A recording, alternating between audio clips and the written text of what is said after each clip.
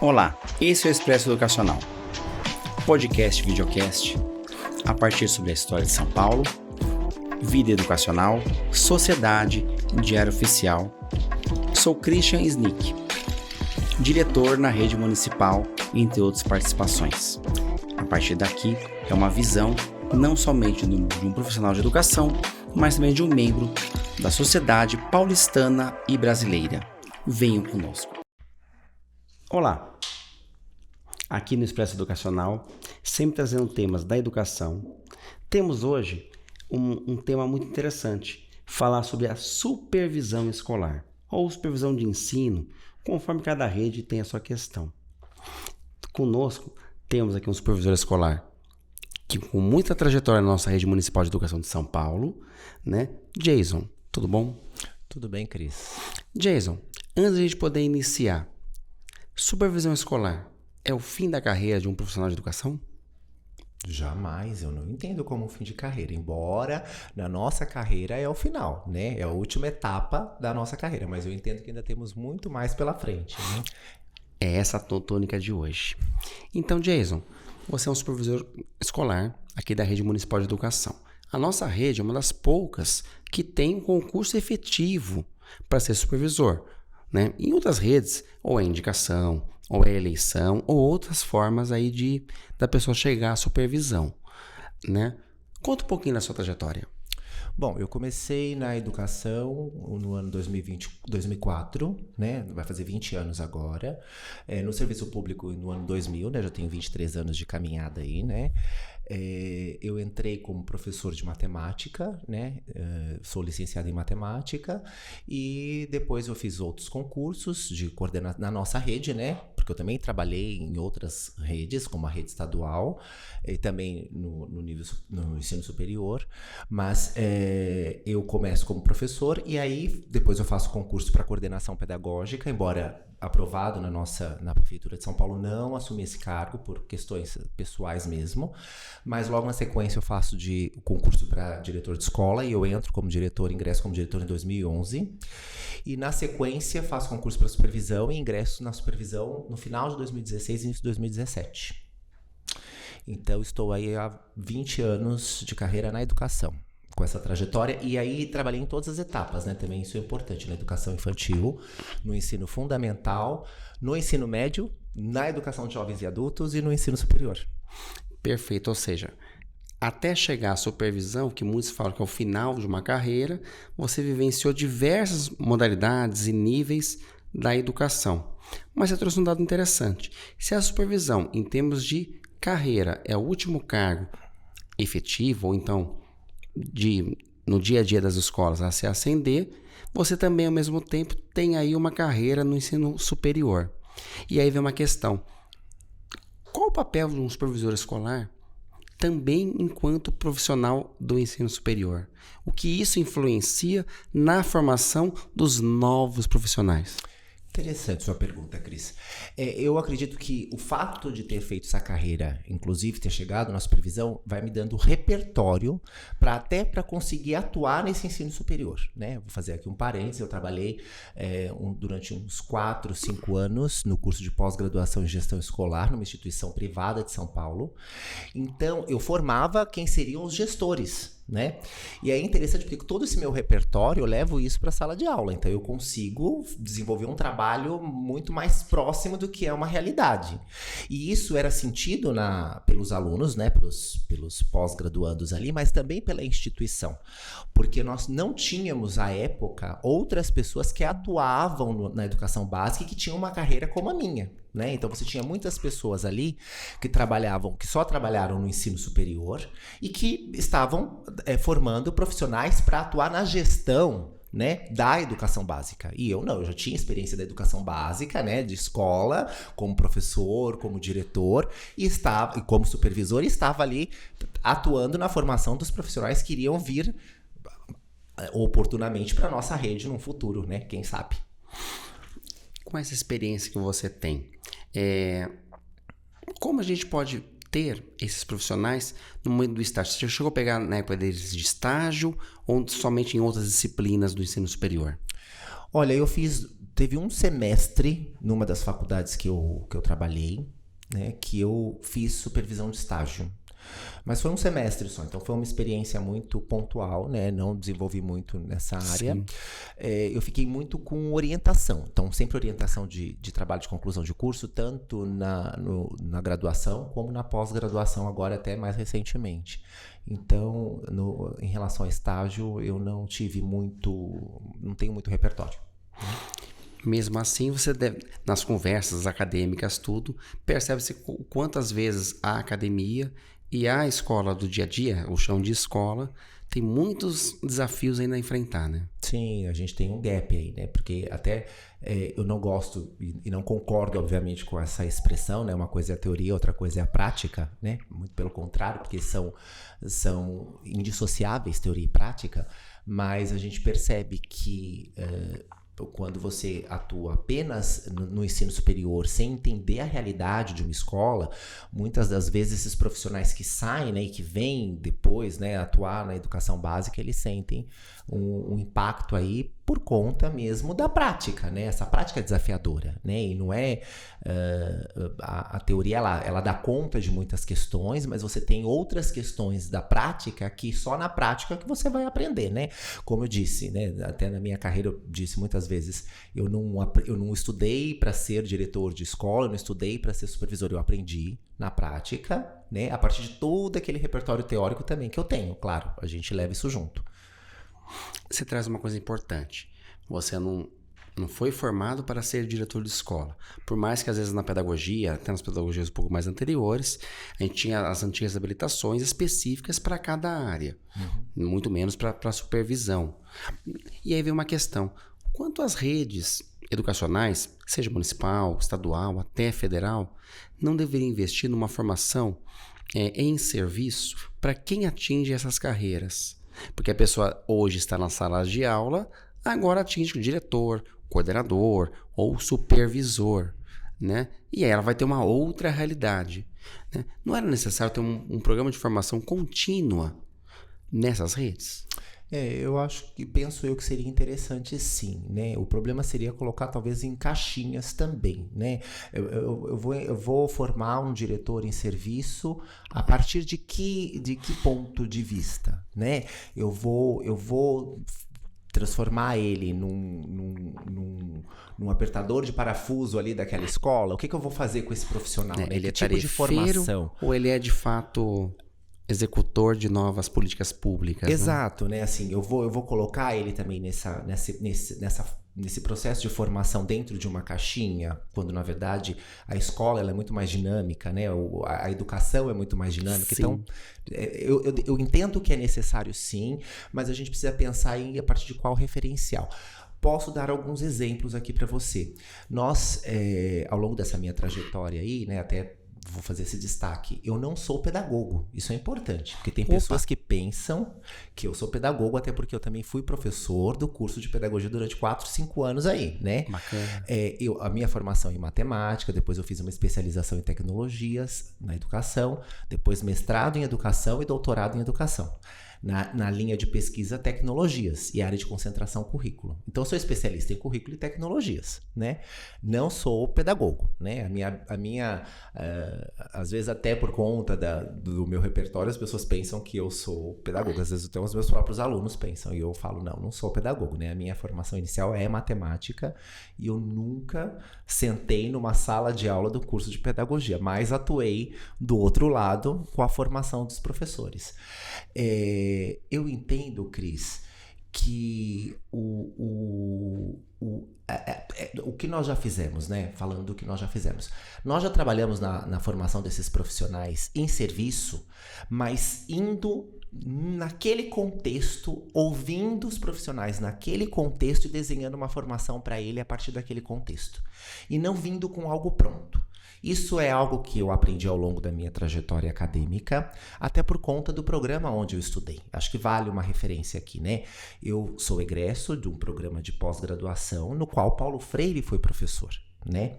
Então, a gente tem ali marcas muito expressivas né, dessa teoria do Paulo Freire. Então, por conta disso, a gente também constrói ali repertórios teóricos e práticos muito linkado com essa visão de educação, né, sobre educação. Então, a gente jamais pensa uma formação, por exemplo, em serviço, para o profissional assim, a gente vai pensar, vai elaborar, vai vir e vai dar a pílula para ele. Não é assim que a gente trabalha, não é assim que a gente trabalhou. Então, todas as vezes que a gente foi fazer formação dos profissionais em serviço, a gente foi lá para entender esse contexto e construir com ele essa formação. Então, nessa perspectiva, talvez seria muito interessante, entendo que seria muito interessante a formação dos diretores e dos supervisores, mas não vir com uma fórmula pronta, né? Uma fórmula pronta, um pacote pronto, né? Perfeito. Pacote entendo que não daria certo. E enquanto supervisor, você traz aqui uma questão na formação, mas acho que muita coisa se aplica à supervisão. A supervisão, ela tem ali um conjunto de unidades educacionais que ela precisa acompanhar, né? Mas ela não vai levar fórmulas prontas também a essas escolas. E ela também não vai fazer o papel de coordenar ou diretorar essas unidades educacionais, né? Como é que se dá essa relação na supervisão? De forma nenhuma, né? A gente, primeiro, né? Cada unidade é uma unidade. E você também não é fiscalizador, né? Que eu acho que é importante se falar, porque as pessoas pensam que o supervisor vai ser um fiscal da escola. Isso já existiu em anos anteriores, mas não tem mais isso, né? Vou falar sobre isso também, Cris. Boa pergunta sua. Cada unidade é uma unidade, cada contexto é um contexto. A gente faz a supervisão. Por exemplo, na Prefeitura de São Paulo, a gente faz a supervisão da educação infantil, do ensino fundamental, da onde tem unidades que oferta, né, educação de jovens e adultos, escolas privadas, né, da rede privada de ensino, e também o MOVA São Paulo, né, o movimento de alfabetização de jovens e adultos.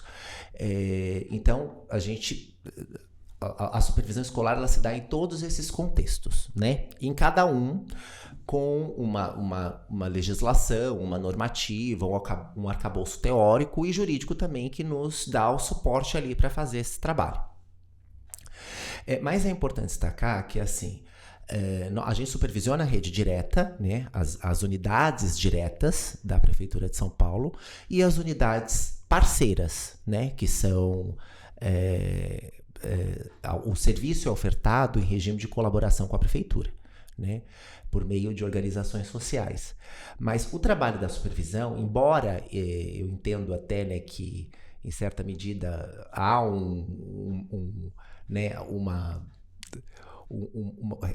repelido essa ideia do fiscal, né, do fiscalizador, mas na prática, lá no fundo, no pano de fundo, o nosso trabalho é fiscalizar sim. E é importante ter isso como referência, porque quando a gente está falando da oferta de um serviço público por meio de uma organização social, na qual todos os profissionais ali são regidos pelo regime CLT, né, o regime de trabalho. Sim. Mas a oferta desse serviço é pública e você tem uma supervisão de um servidor público, o nosso papel é ali fiscalizar sim. Fiscalizar em que perspectiva? Fiscalizar se a qualidade do serviço que está sendo ofertada, se a alimentação escolar está de acordo com a própria política educacional da rede, o desenvolvimento do currículo, né? Enfim, todos os aspectos da gestão ali, né, e da oferta daquele serviço, se está em acordo, né? Então, nosso papel, sim, na prática, é fiscalizar, sim. Agora, eu posso chegar numa unidade, né, com o perfil fiscalizador, né, indo lá com esse perfil, fazendo toda a minha prática, né, desenvolvendo toda a minha prática ali numa perspectiva fiscalizadora ou numa perspectiva formadora. Eu acho que aí é o aspecto, né, o ponto chave da ação supervisora, né, porque a ação supervisora, ela é uma ação formadora, né, eu tenho total lucidez disso, né. Toda vez que eu sento com o diretor, com o coordenador, com uma equipe de professores, funcionários do quadro de apoio, em qualquer unidade, seja ela direta, seja ela parceira, eu estou fazendo uma ação formadora, né? Eu estou ali orientando, eu estou falando sobre uma legislação, sobre uma teoria, sobre a política educacional da rede. é uma formação, né? Ainda que a gente não sente para falar, ó, nós vamos fazer, o tema de hoje é o currículo, né? O tema de hoje é educação. Mas o diálogo vai acabar sendo. O diálogo, a prática, né? A prática da ação supervisora é uma prática formadora, né? Mas não deixa de não ser fiscalizadora.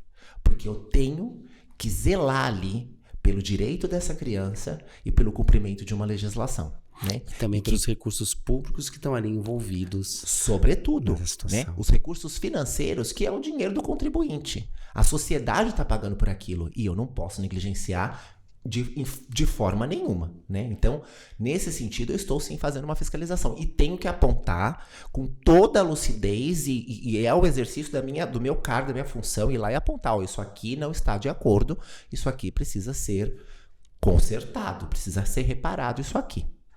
Ou seja, o supervisor tem aí uma visão ampla, precisa ter um conhecimento muito grande de todas as etapas e níveis da educação básica e, sobretudo, conhecer a política educacional e também os controles para que essa política educacional e até a preservação do contribuinte seja mantida. Exato.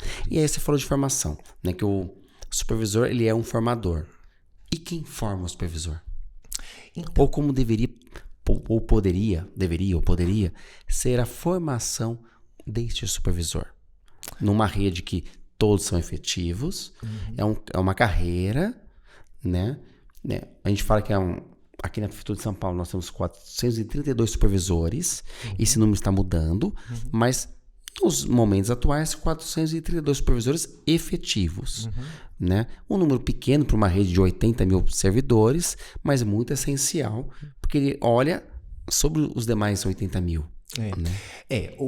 Quando eu entrei, né, quando eu acessei o cargo, nós éramos acho que 200 e alguma coisa, né? Isso foi ampliado, né?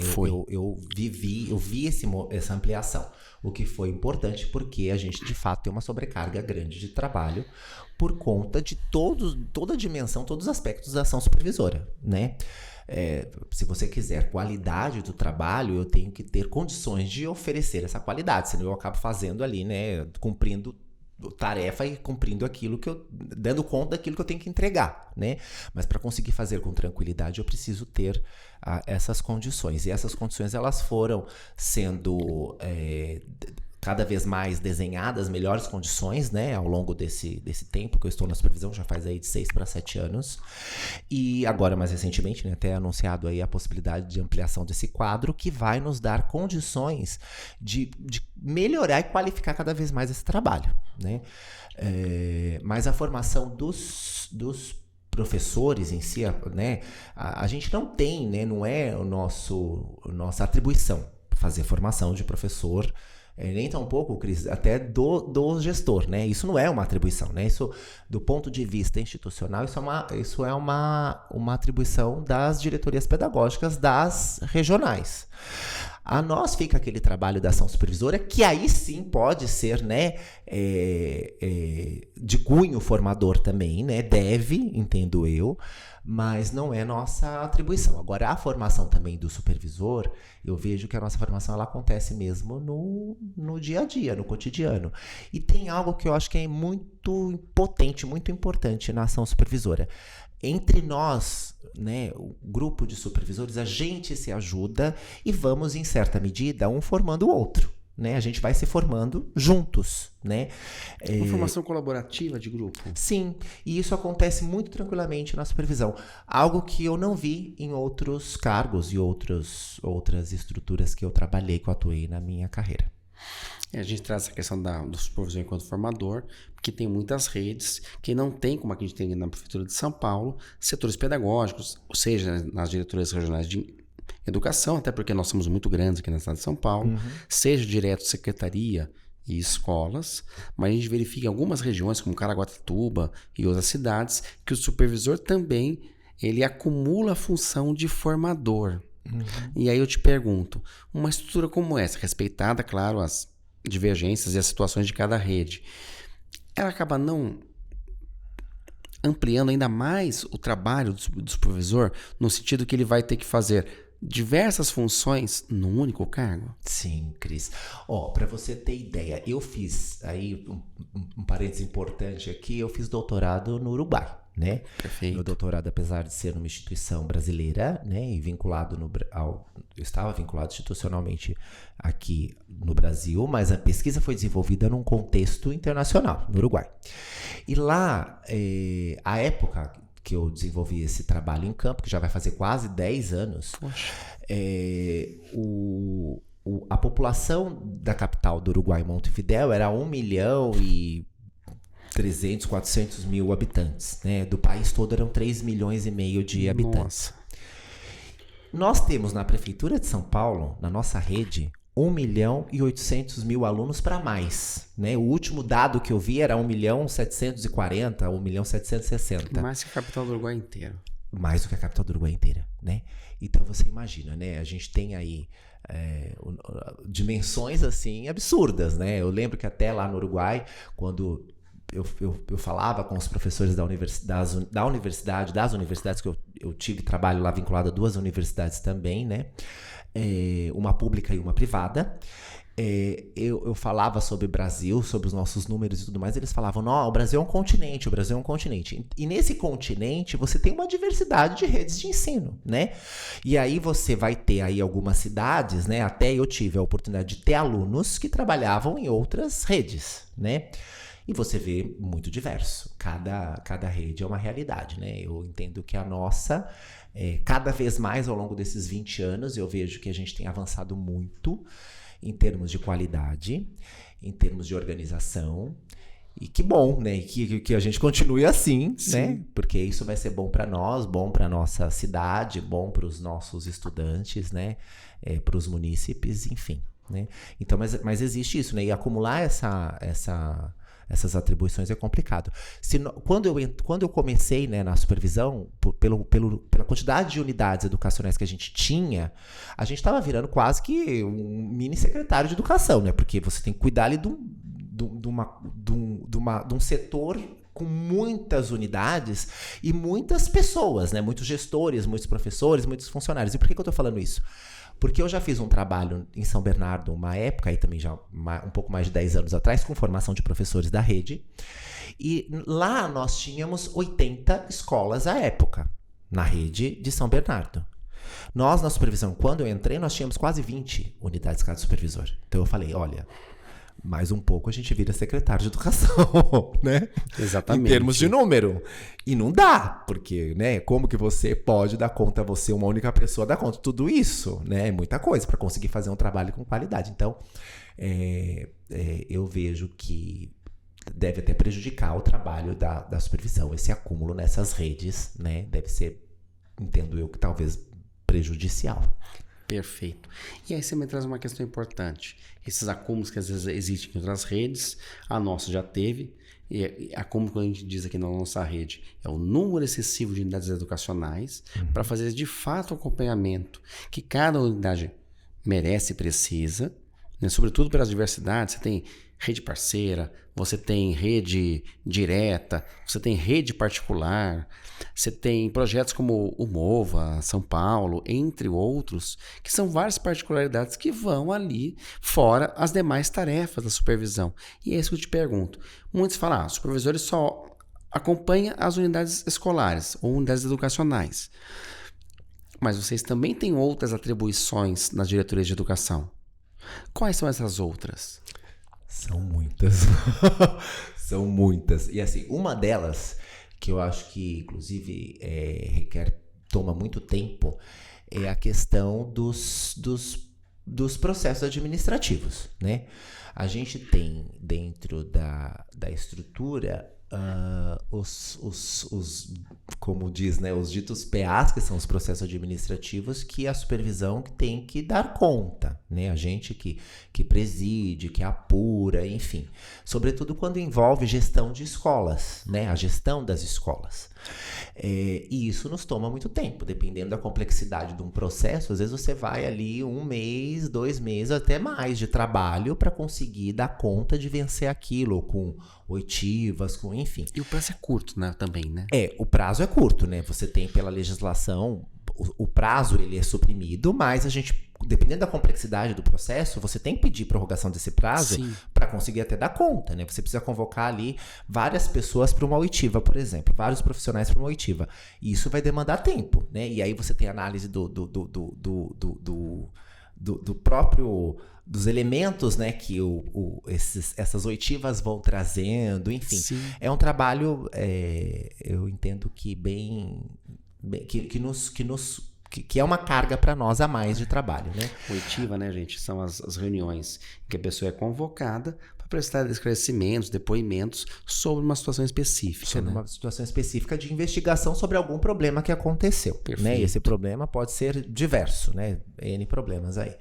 Mas esse é um dos trabalhos de atuação da ação supervisora que é para além do que é uma visita. Porque as pessoas pensam, a supervisão só faz visita. Não faz só visita. Né?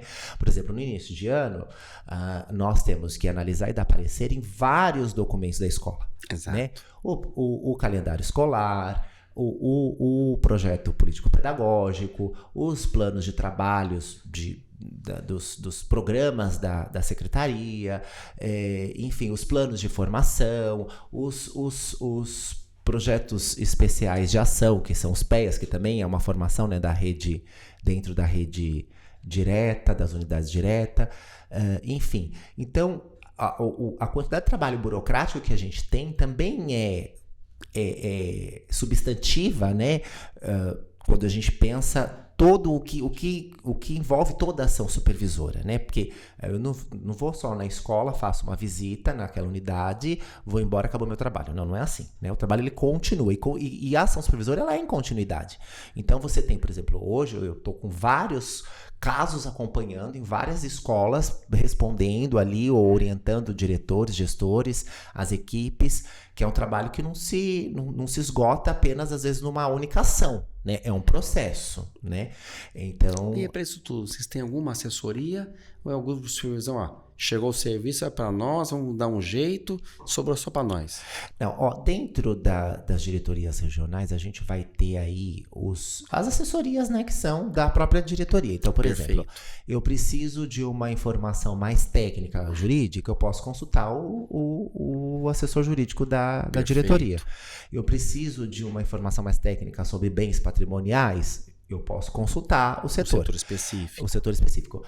Porque a ação supervisora, ela se dá em todos os aspectos. Então, você tem que dar conta de tudo e você tem que ter repertório para responder sobre tudo e orientar sobre tudo.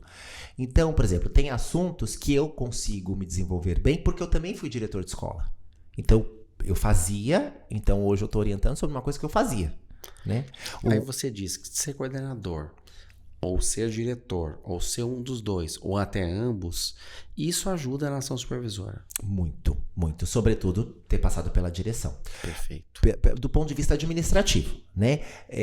Porque vários assuntos que eu tenho que orientar um diretor, eu já sei, porque eu fui diretor, então eu sabia. Eu sei como que eu faço, né? Isso já está, digamos assim, na ponta da língua, né? Agora, eu também percebo que no meu caso, por exemplo, às vezes eu tenho uma perca em relação à coordenação pedagógica, porque eu não tive essa experiência, então às vezes me falta ali alguma coisinha da parte da coordenação pedagógica, mas super tranquilo para você buscar esse repertório. E o contrário já é mais complexo, eu sinto isso. Os colegas da supervisão que não foram diretores, que foram só coordenadores pedagógicos, eu percebo que às vezes eles têm mais falta de repertório para orientar em relação às questões administrativas, porque não teve experiência mesmo. E aí quando a gente fala desses processos administrativos, dessas comissões, né? Sim. Você entende que isso é realmente um papel da supervisão ou deveria ter outros setores ou ser uma coisa mais híbrida? Eu entendo que sim, é da supervisão, sim. Até porque tem assuntos que vai envolver, por exemplo, a gestão da escola, né? E quem pode, né? Até se a gente for pensar em estrutura de carreira, né? Como você começou a conversa, né? O topo da carreira é a supervisão. Então, é correto, né? Até juridicamente, você pensar que o supervisor vai acompanhar, tratar, lidar e dar parecer sobre uma questão que envolveu um diretor de escola, né? Não faria sentido você entregar para qualquer outra pessoa, né? Assim, dentro que não vivenciou, que nem é da carreira. Que nem é da carreira. Não tem nem um repertório para, de repente, fazer uma análise de um processo. Perfeito. E quais hoje, né? Porque a gente sabe que a cada época tem ciclos. Qual o maior desafio no supervisor escolar hoje? Hoje, eu acho, eu entendo. Ou um dos maiores desafios, porque são vários. São vários. Eu entendo que, assim, um deles, por exemplo, é a própria atuação nessa questão da formação, né? Porque não é nossa atribuição, né? Ponto. Né? Não é uma atribuição a priori. Né? Perfeito. Mas, ao passo que a gente vai oferecendo condições de ir formando essas equipes, a gente vai conseguindo ver a qualidade do trabalho, né? Que vai se desenvolvendo. Então, por exemplo, eu estou às vezes na supervisão em certos setores aqui há 3, 4 anos e num trabalho aí permanente de formação com eles. Então, você vê que o trabalho vai se desenvolvendo com muito mais tranquilidade, né? E esse gestor também vai se sentindo mais seguro. Sim. Porque ele vê em nós ali um apoio, né? Às vezes eu só fico me perguntando, e eu me apoio em quem, né? Mas, ao pensar, né, que a gente está, né, no topo dessa carreira e oferecendo essa condição desse espaço de formação ali contínuo e permanente com ele, a gente vai oferecendo segurança para ele, vai qualificando esse trabalho que também nos beneficia no ponto de vista de que menos problemas acontecem, né? Porque às vezes o trabalho da supervisão muito também é resolver problemas, muitos problemas que envolvem o cotidiano da escola e da sociedade de maneira geral, né? Aí vem algumas perguntas aqui que é quase um pinga-fogo, a gente não chegou nele ainda, mas que envolve muitas vezes a ação supervisora. Um dado momento, a escola fica sem equipe gestora por N questões, ou porque aposentou, ou por causa de licenças, ou entre outras situações.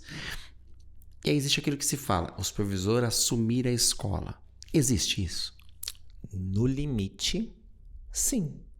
E aí como é que se dá uma relação do supervisor, que ele não é o diretor, ele não é o coordenador, mas está numa situação transitória até a escola voltar a ter uma equipe de fato gestora. Como o supervisor ele pode lidar com uma situação dessa? Porque mistura papéis, né? Essa é uma pergunta difícil, Cris, porque eu particularmente, até por ter essa experiência de diretor de escola, entendo que se isso acontecesse comigo, talvez poderia ser até um pouco mais confortável pela experiência. Voltando naquilo que você disse, como você já vivenciou a vida diretor de escola, né? Retomar isso, nem que seja por um período muito curto, de alguns dias ou uma semana, enfim. Um mês. Né? Um mês. A gente nem vamos ampliar para tudo isso. Gente, não é uma realidade constante, mas isso pode acontecer e aconteceu, sobretudo na pandemia, em algumas regiões. Então, você entende que para ti é mais sossegado. Porque você tem uma certa segurança, porque já vivenciou aquela experiência. Sim. Mas não é uma situação confortável para o supervisor. Não é nada confortável. Assim, para mim, poderia, né, numa hipótese, poderia ser mais confortável por eu saber ali os caminhos. Então, eu sei quais são os caminhos de uma gestão de uma escola. Mas é sempre desafiador porque cada contexto é um contexto, cada comunidade é uma comunidade e você tem dentro daquela comunidade os sujeitos, né? Quer sejam os munícipes, os estudantes, quer sejam os próprios funcionários, professores, a equipe da escola, né? Então, não é algo trivial, porque a supervisão, você vai numa unidade, por mais que você vá 2, 3 vezes no mês, que já é muito, porque às vezes você não consegue dar conta de uma que é obrigatória, né? Você se esforça ali para conseguir. Até pelo número que voltou a ser grande de unidades educacionais para a supervisão, né? Então, exato, né? Então, assim, se eu tenho porque eu comecei a conversa falando, 20 escolas, né? Se você tem 20 unidades, você pensar que você tem 20 dias úteis no mês, se não tiver feriados, né? E um dia em cada, você só foi nessas unidades, só que a gente não tem só isso de trabalho. Então, falando lá dessa questão de assumir, né? Para mim seria talvez por conta de saber os caminhos, mas entender cada contexto é um desafio, né? Porque como que eu entro nesse contexto sendo um estrangeiro, né? Por mais que eu vá nessa unidade, eu não acompanho essa unidade todos os dias, né? Eu não sei de todas as questões que envolvem aquela comunidade. Então, como que de repente, de hoje para amanhã, eu me torno diretor ali, né? E amanhã eu posso talvez me tornar em outro lugar por um problema desse, como você colocou, que não é algo que acontece. E assim, eu mesmo no meu tempo ali na supervisão, eu ainda não vi lá no nosso contexto, mas isso é possível, né? No limite, o tempo que você continua tendo a supervisão das demais unidades, e depois de um tempo, né, pequeno ou não, você volta a ser somente supervisor daquela unidade, o que não é pouca coisa. Né? Aí você teve uma atuação de uma forma até mais, vamos dizer assim, direta naquela unidade, né? Que você teve que falar muitos nãos, sem você ser de fato aquele cargo, mas você teve ali numa situação transitória, né? Gera algumas situações, né? A gente traz isso porque é um pinga-fogo importante, porque é um grande desafio que pode acontecer um supervisor escolar aqui na cidade de São Paulo ou qualquer outra rede, né? Mas, ou seja, não é uma coisa também tão comum, né? Não. Felizmente. Não é comum e talvez, falando dos desafios, né? Talvez, né, numa excepcionalidade, talvez seria o maior desafio da ação supervisória. Até para não se misturar a relação de supervisor com o fato de ser o gestor do dia a dia da escola e depois voltar a ser supervisor daquela unidade, tendo passado por essa situação atípica totalmente. Exato. Totalmente excepcional. Hoje, a supervisão aqui em São Paulo, né? As DREs têm um grande número aí de supervisores. A estrutura de apoio ao supervisor no dia a dia, no que ela consiste? O supervisor tem lá um momento que ele faz as visitas, como você bem trouxe. Tem os momentos que ele fica na diretoria de educação em plantões, né? Até para atendimento dessa comunidade. Né? Explica um pouquinho mais primeiro o que é esse plantão. Bom, então, falando do plantão, né? O plantão que a gente faz é para atendimento geral aos munícipes, né? Sim. Enquanto supervisão escolar. Certo. Se a gente for pensar, né, que você tem ali um grupo de supervisores e no seu cotidiano com N tarefas, né? Sim. Alguém tem que estar da supervisão lá atendendo o que diz respeito à supervisão, fazendo um atendimento de supervisão. Então, por exemplo, a mãe achou que é melhor ela tentar ir para uma escola ou outra, ela entende que talvez não foi atendido a demanda dela, ela vai lá na diretoria de educação. Aí ela chega lá e fala, quem vai me atender? Alguém vai falar, vai ali no plantão de supervisão. É isso? É isso, o plantão de supervisão ele serve para isso, mas para atender também servidores, atender os funcionários da rede, das unidades parceiras, né, que são CLT, atendimento em geral, né, mas que diz respeito à supervisão. Então, se você pensar assim, que num grupo de supervisores você tem ali no seu cotidiano todos eles envolvidos em várias tarefas, você tem que ter sempre um ou dois ali dedicados ao atendimento diário ali. Então, nessa organização, a gente vai chamar isso de plantão, porque é um dia que eu não posso fazer uma visita, por exemplo. Eu tenho que estar ali dedicado, né, disponível só para fazer esse atendimento geral, né, a munícipe, a um servidor, a um funcionário da unidade de uma unidade parceira, ou até de uma escola particular, enfim, atendimento geral, mas do ponto de vista de supervisão escolar, certo, né? E aí vamos fazer aquela pergunta que todo mundo que está em escola gostaria de saber. No plantão você não vai atender somente os casos das unidades que você supervisiona. Pode ser de diversas unidades, até de outros colegas da supervisão. O atendimento é geral. Então, eu atendo, eu acolho, eu recebo, às vezes oriento, às vezes já encaminho o que dá para encaminhar, mas depende dependendo da situação, eu já passo imediatamente para o supervisor responsável por aquele setor. Vamos entender, né, que cada supervisor ele é responsável por um setor de supervisão, de uma organização ali, de um número X de unidades. Mas nós somos supervisores da rede, então a gente está ali para fazer um trabalho, né? Na ausência do colega, eu tenho que, né?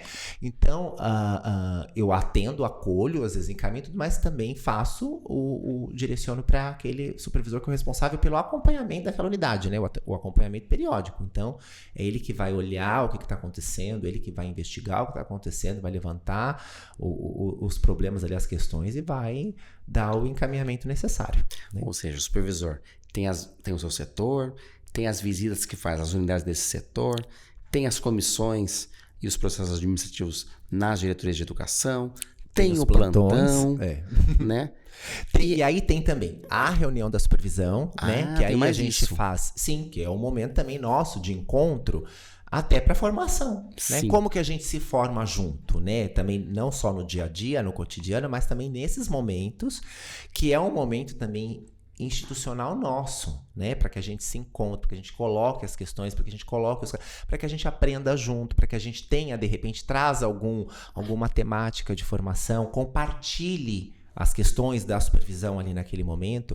E tem algo também que é importante, Cris, que aqui na nossa conversa eu esqueci de citar, que são as frentes. Como a supervisão, ela cuida de todos os assuntos, então a gente se organiza também por frentes.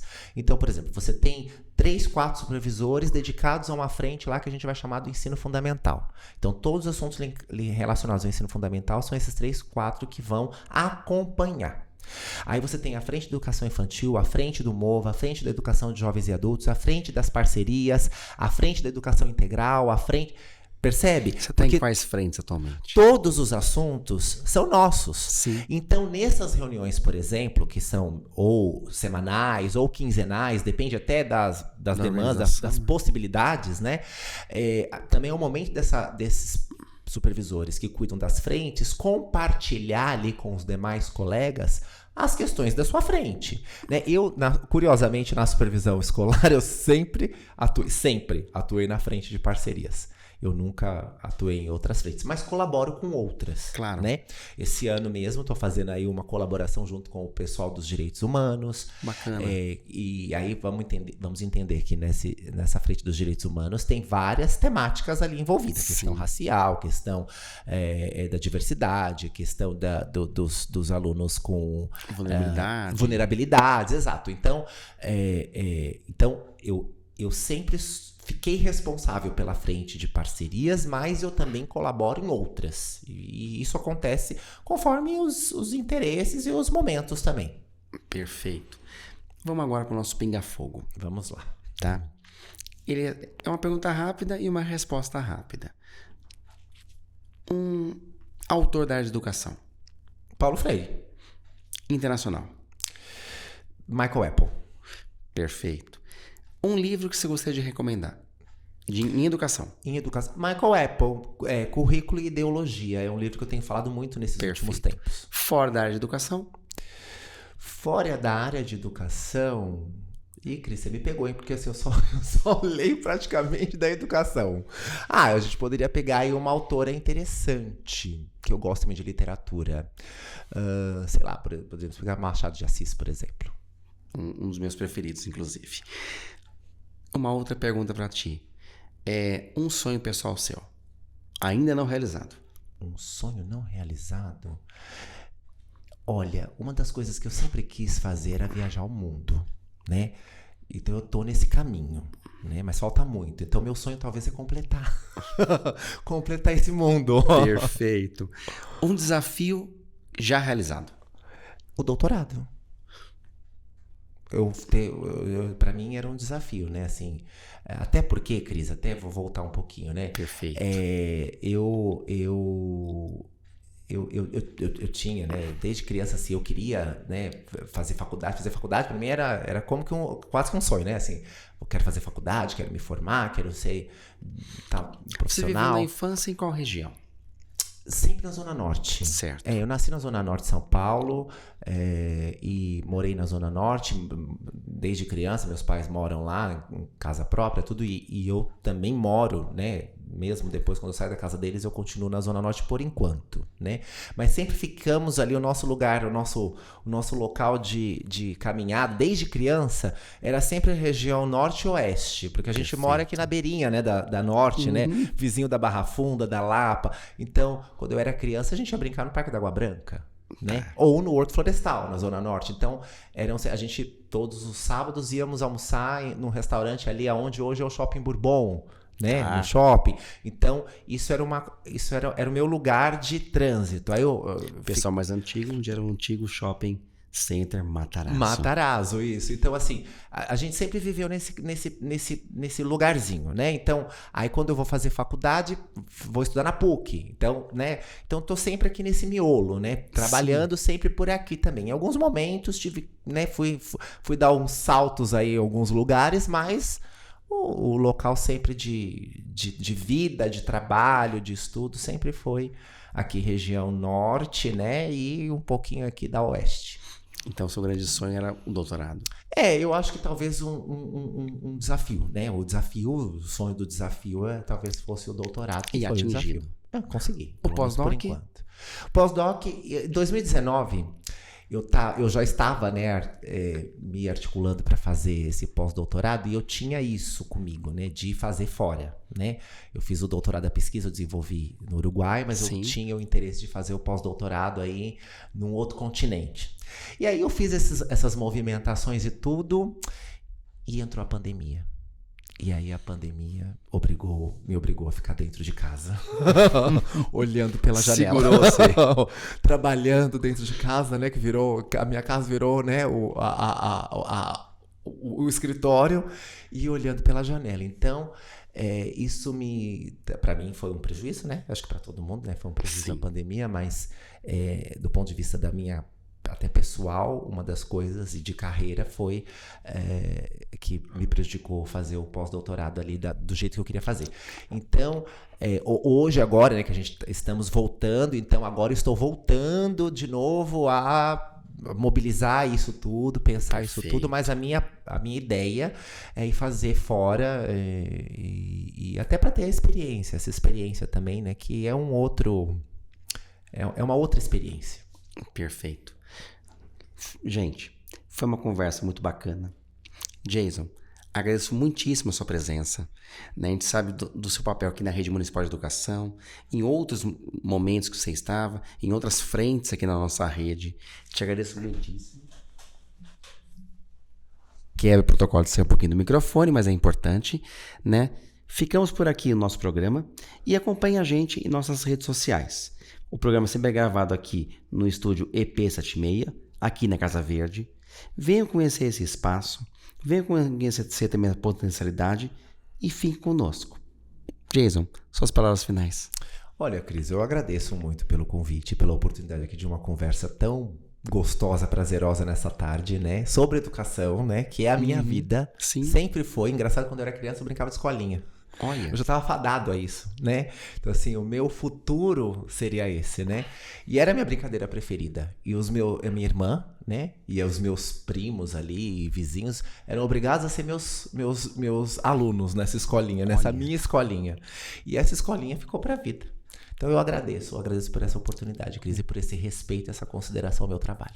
Agradeço muitíssimo novamente sua presença e ficamos por aqui. Acompanhe a gente nos próximos programas. Esse é o Expresso Educacional. Sou o professor Cris Chesnick. Siga a gente nas redes sociais e nos canais de podcast. Sempre sobre um tema de educação, vida em sociedade, história e dia a dia, a partir de um apaixonado da cidade de São Paulo, que é a nossa cidade paulistana e brasileira. Venha junto conosco. Abraço.